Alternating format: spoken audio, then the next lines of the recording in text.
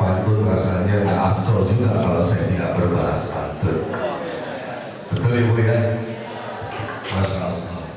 Kalaulah hidup harus dituntun, hendaklah dituntun dengan berbagai cara. Izinkan saya menyampaikan pantun sebagai salam pembuka acara. Pendar cahaya di waktu malam, sampailah dia di atas dermaga. Izinkan saya mengucapkan salam kepada seluruh calon penghuni surga. Amin. Bismillahirrahmanirrahim. Assalamualaikum warahmatullahi wabarakatuh.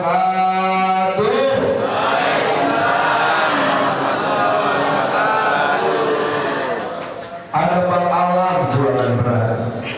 Beras dijual di pasar pagi. Ada jawab salamnya kurang keras. Yuk kita ulang sekali lagi. Yang duluan juga boleh ya. Semangat ya Pak ya. Ya walaupun ini biasanya waktu yang agak ngantuk, saya kira kehadiran Ustaz Solbet ini bisa melepaskan kengantukan kita. Betul tidak? Ya. Assalamualaikum warahmatullahi wabarakatuh.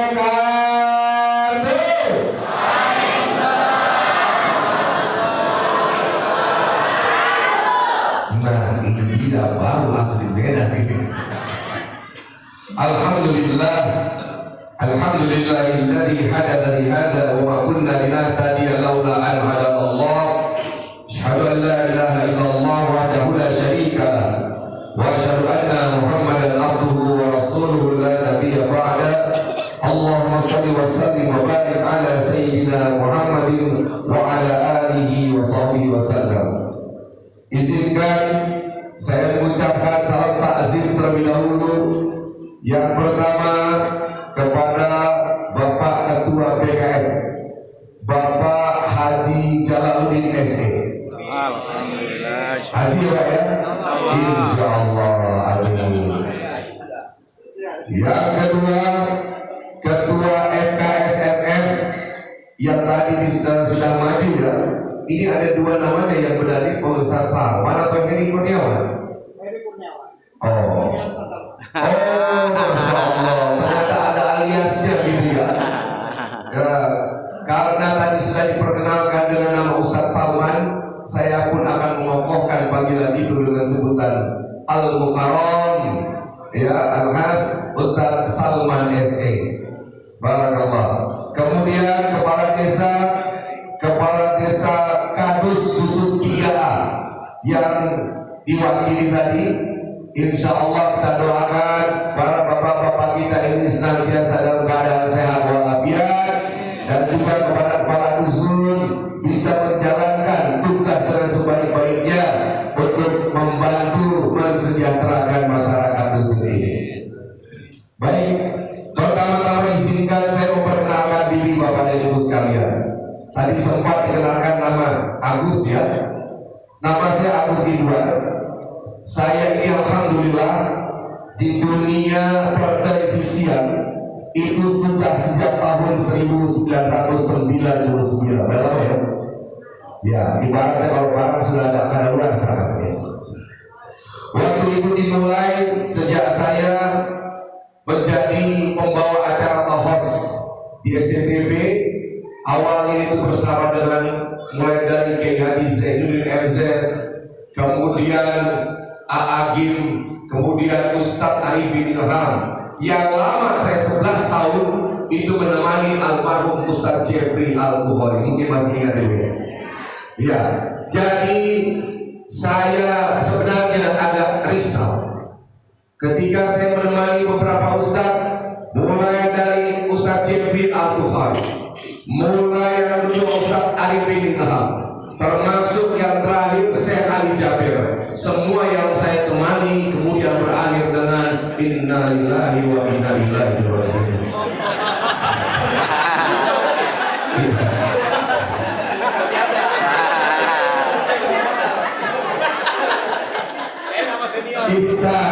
Kita doakan semoga Ustadz Soleh Mahmud panjang usianya, dimudahkan rezekinya, dikeluarkan imannya, dikokohkan dan diberikan keluarga yang sakinah, mawaddah, warahmah. Amin. Alhamdulillah. Nah, hari ini saya berbahagia. Ya, kebetulan juga di samping kegiatan host, alhamdulillah Pak Kiai tahun ini, para alim ulama, tokoh masyarakat. Saya berdiri di depan ini bukan karena ilmunya banyak, tapi karena diundang, diminta untuk ikut berbicara. Jadi mohon ridhonya, mohon izinnya. Nah, alhamdulillah saya sekarang mendapat amanah juga, Pak, menjadi salah satu pengurus di Majelis Ulama Indonesia Pusat, tepatnya di Lembaga Seni Budaya dan Peradaban Islam. Jadi kenapa di situ? Karena memang latar belakang saya itu lebih ke seni-seni religi. Maka saya bahagia tadi begitu pagi-pagi ini ada adik kita ini sudah menyambut dengan hadroh luar biasa. Pertahankan itu, nak, banggalah dengan kesenian Islam, dan mudah-mudahan ketika kamu menyampaikan itu dengan niat berdakwah, apa yang disampaikan dengan hati akan sampai ke hati.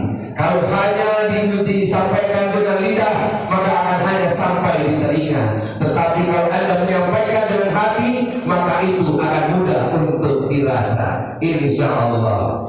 Nah, jadi alhamdulillah saya pun sekaligus biasa setiap daerah itu melihat dan memantau. Karena ini juga seringkali saya laporkan, saya sampaikan kepada Kiai Haji Fadil Nafis, kepada Buya Anwar Abbas, ya, sebagai petinggi-petinggi pengurus di MUI. Saya akan cerita ini di Masjid Baitul Salam, Desa Semencirim. Nah, ini masyarakat yang luar biasa. Pagi-pagi subuh saya tadi agak terlambat sholat. Saya cari-cari, saya tidak dapat sholat pagi. Saya bingung gimana saya mau sholat ini. Sudah habis sampai ke belakang. Ini luar biasa masjid ini. Yang biasanya orang cuma 2 sah, Ustaz, satu menit. Ini sampai full. Saya datang enggak kebahagiaan. Tapi itulah yang namanya Islam, ya. Tidak pandang siapa dia. Kalau sholatnya terlambat tetap harus di belakang. Betul tidak? Akhirnya saya naik ke atas. Ternyata naik ke atas belum ada orang. Ya sudah, tak apa-apa. Saya menikmati melihat jamaah dari atas ke bawah. Sungguh sangat luar biasa. Takbir! Nah, Bapak Ibu yang dirahmati Allah, saya hanya ingin cerita satu tadi. Tadi saya cerita tentang haji, Pak. Sudah berangkat haji, Pak? Belum. Pengen berangkat haji, Bapak Ibu sekalian? Ya, kira-kira berangkat haji pakai apa? Hah? Pakai uang? Enggak. Berangkat haji itu tidak pakai uang, tapi bagaimana cara kita memantaskan diri di hadapan Allah sehingga kita layak untuk menjadi tamunya Allah, Duyufur Rahman. Tahadus nikmat. Saya boleh sedikit cerita tentang berangkat haji. Saya ini dulu termasuk yang kritis, ya. Waktu itu diskusi dengan kawan abangnya Ustaz Jimmy, Ustaz Aswan. Saya bilang, Ustaz, kenapa rukun Islam kelima harus ada kata jika mampu? Dan kenapa istiqomahnya mampunya itu seringkali dianalogikan dengan materi, seolah-olah yang berangkat haji itu hanyalah orang kaya, hanyalah orang punya duit. Betul tidak, Bu? Enggak, sebenarnya mampunya itu bukan perkara duit, ya, bukan perkara materi. Mampunya itu di luar itu. Memang harus menggunakan uang, tapi uang bukan segala-galanya selama di hati kita ada Allah Subhanahu wa Ta'ala. Sebagaimana sahabat Rasulullah dulu memiliki sifat-sifat yang karakter pertamanya adalah lillahi kalimatillah, selalu menegakkan kalimat Allah, la ilaha illallah. Yakin bahwa Allah yang memiliki rencana, yakin Allah yang akan mengatur kehidupan kita. Pada waktu itu saya ketemu dengan Syekh Ali Jabir. Waktu itu di acara Damai Indonesia. Kemudian saya nanya tentang haji. Syekh Ali Jabir juga nanya kepada saya, Mas Agus sudah berangkat haji? Saya bilang belum, saya. Oh belum. Boleh saya pinjam paspornya? Buat apa saya? Barangkali aja paspor mudah apa gampang? Mudah apa susah? Mudah, karena saya sudah punya. Saya kasih paspor itu. Saya tidak bertanya. Itu terjadi di bulan Ramadan tahun 2013. Selesai Ramadan Idul Fitri, saya Ali Jabir bilang kepada saya, Mas Agus, tolong kumpulkan foto 4x6 10 lembar. Kira-kira kumpulin foto gampang apa susah, Pak? Gampang sekali. Saya kasih 10 lembar. Saya nggak nanya, habis nanya bingung juga mau nanya apa ya.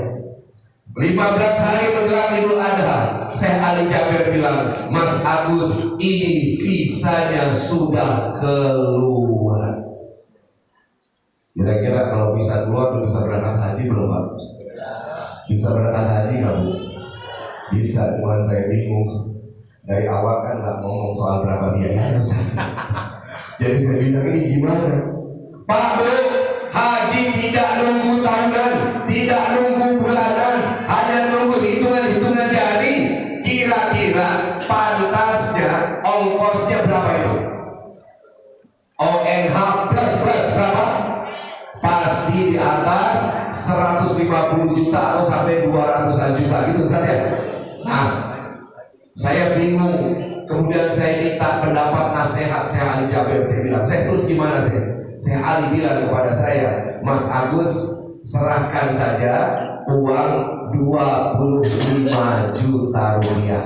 Pertanyaan saya, berangkat haji tidak nunggu bulanan, tidak nunggu tahunan, tidak pakai antri, hanya membayar 25 juta. Kira-kira murah atau mahal?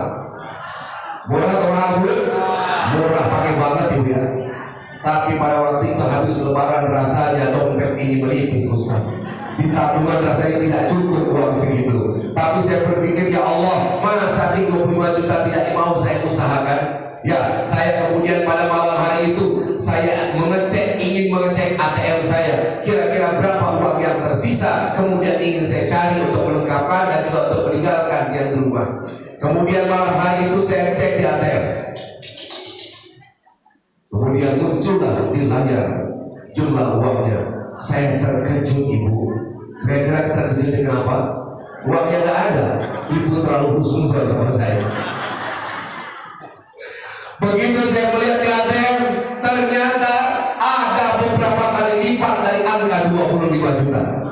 Bayangkan, siapa yang mengirimkan uang itu?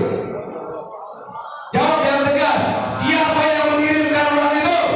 Allah yang mengirimkan. Saya tidak punya uang, tapi Allah kirimkan uang itu. Ini sebagai pertanda, artinya Allah memberikan sinyal-sinyal keridhaan untuk mengundang menjalankan ibadah haji. Kemudian 3 hari setelah itu saya berangkat. Mohon izin para kiai, saya berangkat sampailah di Bandara Soekarno-Hatta. Diperiksa pada waktu itu. Kemudian petugas imigrasi bilang kepada saya setelah memegang paspor, dia ngomong begini, Pak, ini paspornya sudah kadaluarsa. Kira-kira paspor kadaluarsa bisa berangkat haji nggak? Boro-boro bisa ya, bisa. Nggak mungkin bisa. Waktu itu mohon maaf Pak, badan saya rasanya tidak punya tulang. Saya terduduk, lemas, tidak bisa berbuat apa-apa. Saya pasrah kepada Allah dan saya bilang, ya Allah, apakah haji saya akan hanya sampai di Soekarno-Hatta? Begitu ya? Nah, kemudian tiba-tiba dari kejauhan datanglah supervisornya, orang yang pangkatnya lebih tinggi, membawa paspor. Saya jadi teringat karena saya Ali Jabir, kalau tidak tahun ini tahun depan berangkatnya. Kemudian dia serahkan kepada saya sambil dia bilang, Pak, silahkan berangkat. Nah kan, bagaimana Bu? Yang tadi dirasa badan ini tidak ada tulangnya Pak, langsung sehat, langsung segar. Saya langsung berdiri, tersenyum, saya salaman, terima kasih Pak. Saya langsung berangkat ke gate masuk. Saya tidak lagi mau menoleh ke belakang karena saya takut dia berubah pikiran. Akhirnya saya masuk. Sampai di pesawat tidak ada perasaan apa-apa, tenang saja. Saya istirahat 9 jam. Tibalah pesawat mendarat di Madinah. Baru saya merasa deg-degan. Kenapa? Pertama, paspor kadaluarsa. Yang kedua, kelengkapan haji saya enggak lengkap. Saya tidak disuntik meningitis, tidak ada yang keterangan yang lain, cuma punya seragam sama netek saja yang sama. Bayangkan yang diperiksa ini yang bisa orang Arab. Kalau orang Indonesia mungkin masih punya tingkat rasa ya. Di sana tidak ada kias kata orang Betawi bilang apa? Pulang ya pulang saja. Deg-degan saja berzikir. Subhanallah, alhamdulillah, wa la ilaha illallah, wa akbar ya Allah. Saya berdoa berzikir bersolawat. Sampailah di depan petugas, saya masih terbayang wajah petugasnya. Dia ngomong pakai bahasa Arab, saya cuma tertegun. Kemudian saya sambut dengan bahasa Jawa. Saya bilang, I don't have any document, just only my passport. Dia menatap saya, bro. Dia tatap begini. Saya pun menatap dia. Tumpah seair, you muskulai, domini mereka tak bertarik, gak ada paspore, masa dibalikin ke Indonesia, kan jadi berabe. Dan tekan Pak, begitu saya ngomong I don't have any document, just only my passport, dia tatap saya dan apa dia bilang? Halas, masuk. Itu yang namanya saya bersyukur langsung. Sungguh saya syukur ya Allah. Hamba ini banyak dosa ya Allah. Hamba ini rasanya tidak pantas sampai ke tempat ini ya Allah. Apa yang bisa jika sampai di sini ya Allah. Terima kasih ya Allah. Engkau telah mengundang orang yang banyak dosanya. Engkau telah memberikan contoh. Oh ternyata orang yang banyak dosanya belum bisa berangkat ke tanah suci.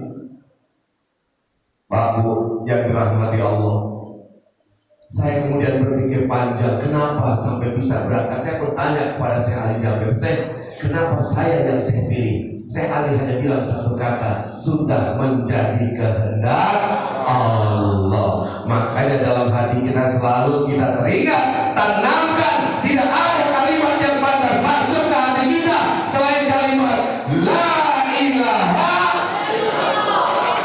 Itu dia Bu, semuanya beres. Betul Pak?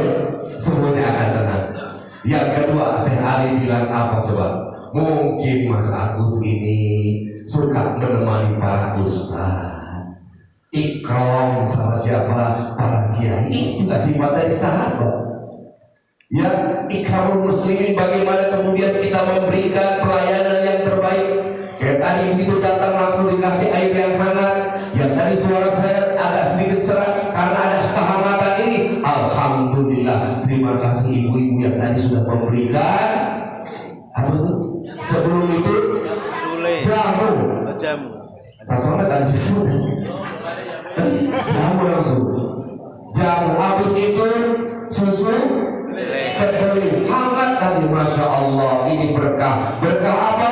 Berkah silaturahmi. Masjid ini sudah luar biasa memberikan pelayanan yang terbaik kepada siapa? Kepada para tamu. Inilah ikram seorang muslim. Saya tidak akan membahas banyak-banyak, hanya dua itu aja cukup ya. Nanti selanjutnya biar Tuan Guru kita akan menjelaskan sifat-sifat para sahabat yang lain, masih ada sisanya lagi. Saya hanya ingin menjelaskan, Pak Bu, bagaimana tadi disampaikan Ustaz Somel sampai ke tempat ini. Kira-kira yang ibu bayangkan undang Ustaz Somel itu mahal kan? Berapa emang? Puluhan juta. Tapi kenapa beliau ada di sini sekarang? Karena Allah pertama. Kedua ada ikhtiar sebagai manusia. Betul tidak? Kami hadir di tempat ini diajak oleh lembaga yang namanya Sakwide, Sedekah Quran Satu Zakat Indonesia. Kami berkeliling-keliling tempat. Ya, lembaga ini mengajak berbagai macam jenis ustaz. Buat jenis ustaz ya. Ada Ustaz Somel.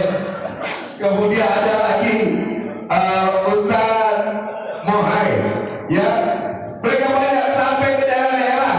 Kemarin saya jalan sampai ke SPT Pak, Indonesia Timur. Di sana ternyata listriknya masih setengah hari, siang mati, malam baru nyala. Di rumah yang besar ada AC, enak banget, cuma listriknya enggak kuat. Padahal di SPT Indonesia Timur juga kondisi cuaca itu cuma ada dua, panas dan panas sekali. Alhamdulillah. Nah, ini adalah perjuangan. Kira-kira pantas tidak kita kemudian ikut berjuang membantu saudara kita ini? Pantas Bu? Nah, Mari sama-sama saya ingin mengajak Bapak dan Ibu sekalian untuk apa? Untuk sama-sama kita mendukung. Saya tanya, di sini kelihatan tadi sudah punya banyak sekali semangat untuk bersedekah. Bu, orang itu ya kaya dulu baru sedekah atau sedekah bikin kaya? Jawab yang tegas. Kaya dulu baru sedekah atau sedekah bikin kaya? Kaya dulu atau sedekah baru sedekah bikin kaya? Yakin? Sedekah bikin kaya. Baik, sekarang kita mau praktek sebentar. Saya pinjam. Bu, ini uang berapa? 5.000. Ini uang berapa? Ini uang berapa? Yang di belakang kelihatan. Memang Ustaz kalau uang kelihatan saja. Yang ini berapa? Yang ini berapa? Yang di belakang kelihatan ini berapa? Jelas memang ibu-ibu. Jawab Bapak, ini berapa? Bapak bisa lihat ya? 100.000 warnanya apa? Warnanya merah. Sekarang saya tanya lagi. Dari uang-uang yang saya pegang ini, kira-kira yang paling layak untuk saya sedekahkan warna apa, Bu? Luar biasa. Warna apa, Pak? Warna apa, Pak? Warna merah. Jadi ini saya singkirin. Tadi kesimpulan kita, kaya dulu baru sedekah atau sedekah bikin kaya? Apa, Pak? Sedekah? Apa, Pak? Sedekah bikin kaya. Dan sedekah yang terbaik adalah yang warna apa? Sekarang kita buktikan. 5 tahun nama tamalu. Kamu bapak tadi Allah yang takut nama tamalu. Yang ngomong bukan saya, Bapak dan Ibu sendiri. Pertama adalah sedekah bikin kaya. Yang kedua sedekah yang terbaik yang warnanya merah. Sekarang yuk kita buktikan. Nah, sallallahu ala Muhammad, sallallahu alaihi, sallallahu ala Muhammad. Ada orang bantu suaranya. Sallallahu alaihi wasallam, sallallahu ala Muhammad, sallallahu alaihi wasallam, sallallahu ala Muhammad, sallallahu alaihi wasallam. Ayo keluarkan suaranya. Sallallahu ala Muhammad.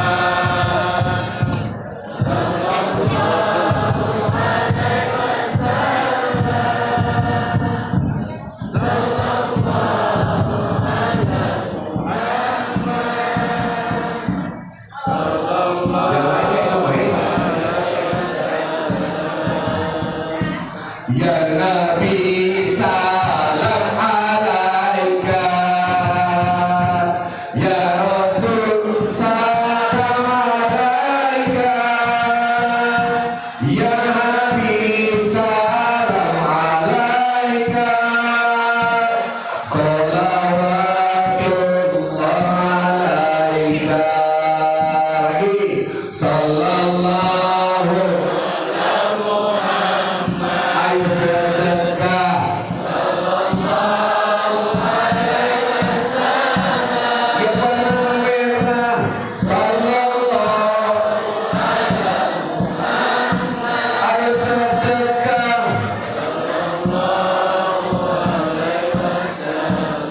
Yang warna merah.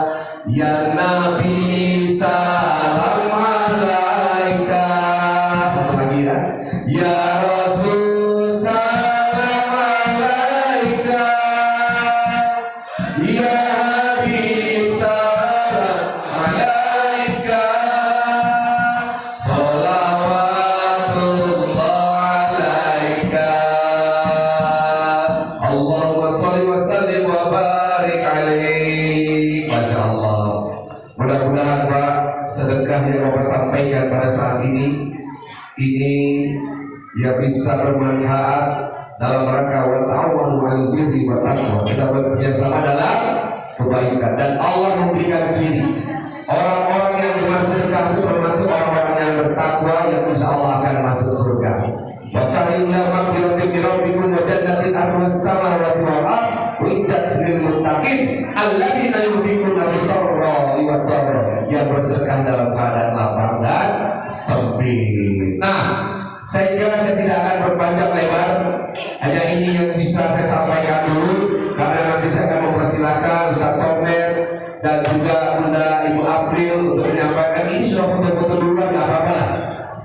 Ya, Bu, yang penting dari kita bagaimana kita senantiasa menjaga hati kita agar selalu dekat kepada Allah. Dulu guru saya punya grup nasyid, Bu. Lagunya ini di grup nasyid yang saya bawakan. Jagalah hati, jangan kau kotori, jagalah hati, lentera hidup ini. Tahu lagu itu? Nah, itu grup nasyid saya senada yang dulu membawakan, coba. Sekarang kita sudah tidak senada lagi karena sudah banyak nada-nadanya. Baik, terakhir Pak, kalau Bapak Ibarat tadi ini apa? Bannernya? Ya, kami keliling ini dalam rangka juga ingin mensiarkan program sedekah Quran untuk Indonesia, 1 juta Quran untuk Indonesia. Jadi Bapak dan Ibu yang dirahmati Allah, kemana tempat Pak, kemarin kita sampai ke daerah-daerah, mungkin di sini namanya Quran itu sudah banyak ya.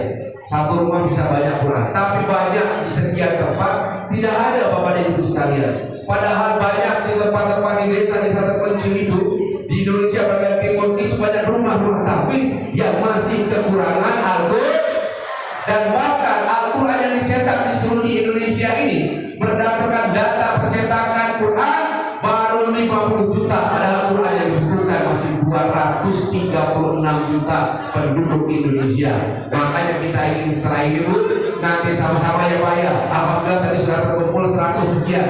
Ya, kami juga ingin mengajak yang lain. Mudah-mudahan bisa melengkapkan. Satu orang bisa ada yang 20, ada yang 10, ada yang 5, ada yang 30. Silakan sesuai dengan kemampuan masing-masing. Wabtahu ilaihi wasilah. Carilah oleh wasilah, dan wasilah terbaik adalah Al-Quran. Nanti Quran ini Bapak dan Ibu bisa hadiahkan untuk siapa? Untuk orang tua yang sudah tiada, untuk ayah, ibu, kakek, nenek dan sebagainya. Nah, bagaimana caranya? Caranya adalah Bapak Ibu tidak harus hari ini menunaikan. Ya, tidak harus hari ini. Satu mushaf Quran itu maharnya nilainya 100.000 rupiah. Jadi kalau ada yang 10 ya 1 juta.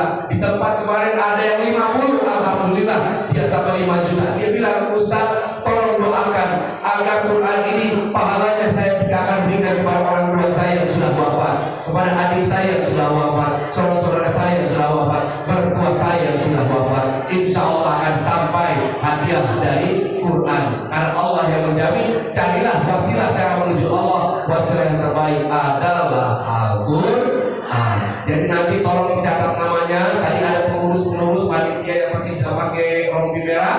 Catatkan nama, nomor telepon, dan berapa mushaf yang akan disedekah wakafkan. Nah, bagi yang bersedekah wakaf sebanyak 5 Quran, aku akan mendapatkan voucher ini. Tadi saya ngomong haji umroh kan? Ini haji umroh, vouchernya itu 1 juta, nanti bisa ditukarkan. Di sini ada tuh, ya sudah ada counternya, dan ini bisa berangkat umrohnya itu tidak perlu bayar di depan Pak. Jadi Bapak Ibu berangkat dulu, kemudian setelah pulang baru dicicil bayarannya. Jadi menggunakan dana talangan syariah, ya, untuk memberikan semangat kepada kita. Silakan nanti yang menyampaikan 5 mushaf langsung mendapatkan voucher 1 juta. Kalau yang menyampaikan 10 mushaf akan mendapatkan 1 Quran yang ada sebagai contoh di depan. Dan insya Allah terakhir ini hanya sebagai sebuah kenang-kenangan. Bagian bersedekah wakaf ada kenang-kenangan ini sebagai souvenir. Mudah-mudahan ibu semua juga bisa ikut berdoa lagi, tambah lagi sebanyak-banyaknya di hari ini kita tangkap dari Allah. Baik, demikian saja dari saya, dan langsung saja saya akan mengundang guru saya, sahabat saya, dan juga guru kita semua yang kita kagumi, seorang ustaz yang keren dan ada lagi. Itu adalah Ustaz Shaleh Mahmud Sawara Muhammad. Masya Allah. Ayo Pak Ustaz. Masya Allah. Ustaz Jalal. Izin. Diri aja diri. Aman. Ustaz Salman izin. Diri aja nak. Diri aja udah. Ya nggak usah. Nah, diri aja. Jangan. Kalau pakai kursi saya malu mau Ustaz Jalal. Ustaz Jalal aja diri masa saya duduk. Nah, diri aja.